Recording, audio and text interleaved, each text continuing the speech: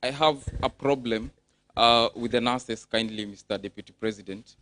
When our president came here to implement the nursing agreement, unfortunately, it is really, really hard for now nurses to really come to the UK. It's terrible, to be honest with you.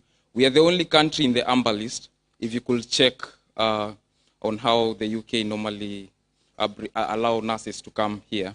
So basically, if you could assist us to get a better plan and a better deal, like other countries like Philippines, and then if you could please, because I believe God will give you the opportunity to lead the country. I'm a bit nervous. Oh my God. It's okay. No, let him finish. Let him finish. I'm from Dandora. It's a privilege to talk to you. I'll be honest.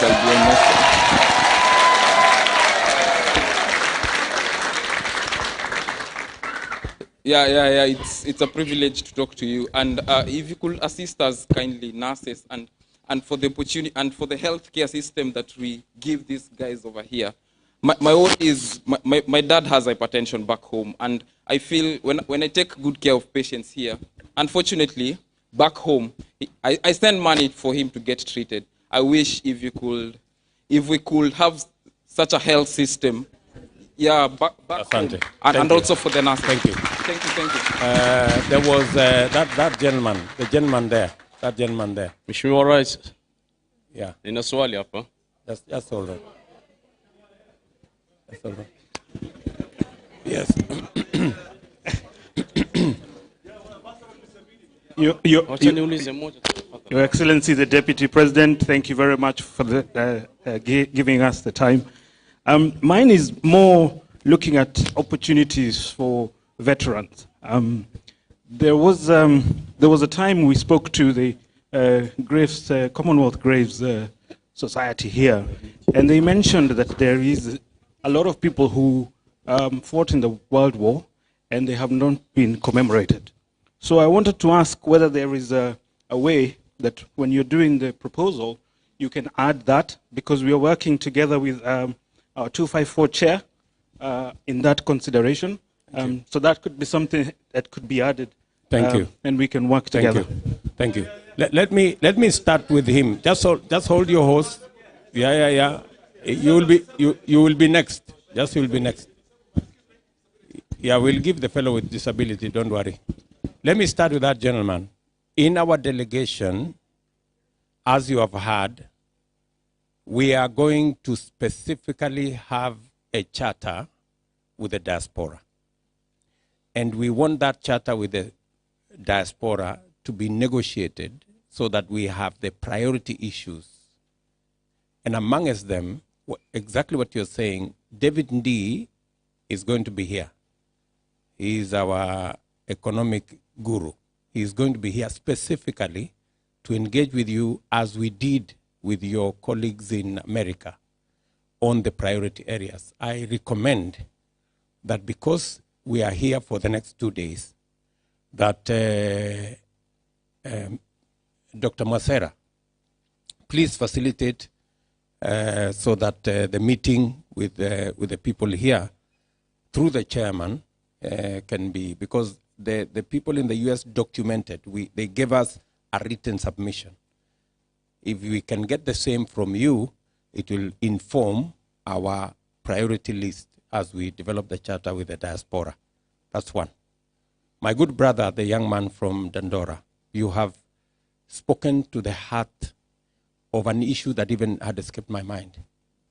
Today, we are having a conversation that Kenyans in diaspora are contributing 400 billion shillings to our economy every year. They are the biggest stabilizers of our foreign exchange challenge. But we are not having the other conversation. The more important conversation is it possible for us to take it from 400 billion every year to 1 trillion? how do we leverage on our human capital? Because we have one of the best human capital anywhere in the world. How do we leverage on that human capital to grow the economy of our country? How do we do what the young man is saying there? How do we facilitate more nurses to work in the international space rather than many of the nurses, hanging around in our country when they cannot get an opportunity to work? Everybody who cannot get an opportunity to work in Kenya, is it possible for us to facilitate them to work elsewhere? To work in the diaspora. I think that's really the conversation we need to have.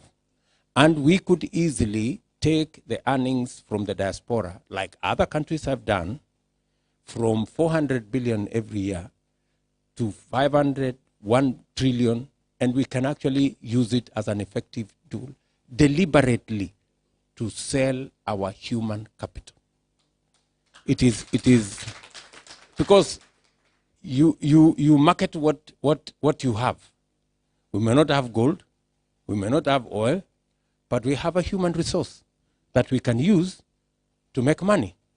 So that's really the conversation we have. And I agree with you that we need to make it that much more easy. I think when we signed the agreement, it produced the opposite result. Instead of making it easier for Kenyans to come to the UK, it has made it slightly difficult because now it brought in other issues. So we will need to straighten up those issues so that the original intention is achieved and we can get many more Kenyans into the diaspora to work and help support our economy as they support their families. And then the good lady has said, how do we make sure that this vote is not stolen? Let me give you my word. Yeah? Let me give you my word. This vote will not be stolen. Yeah?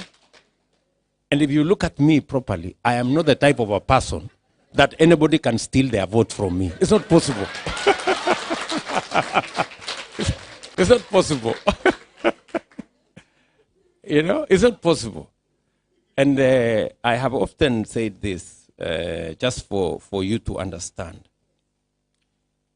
We ran against the handshake people in Lungalung, in Msambweni. And this man led our team in Msambweni. This Salim Vuria. He led our team in Msambweni. We defeated the handshake group in Msambweni.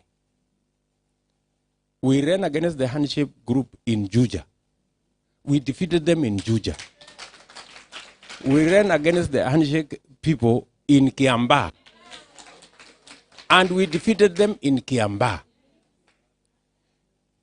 If they could not steal the vote in Kiambaa, tell me how they are going to steal the vote anywhere. They will not steal nobody's vote. The only thing they can do is maybe to cause violence. But that, too, we will not allow them. That is why we have put a lot of pressure. And that's why you see them complaining in Nairobi. Yeah? That they are complaining that we have told the international community that there must be free, fair, and peaceful elections. If they are not, if they have no plan of doing monkey games or causing a situation that will not be peaceful, then why are they complaining? They should be saying, the same way we are saying that we are committing ourselves, number one, to run a peaceful campaign, and number two, to accept the results of the election.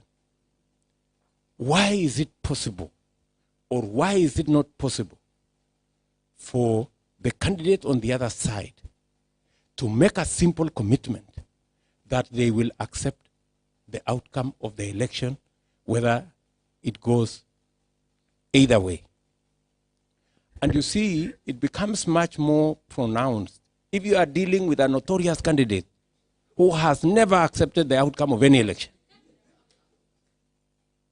You know, so that's why we are telling them they must go back public, unequivocally commit that they will accept the outcome of this election, so that we can be on the same, we can be on the same plane.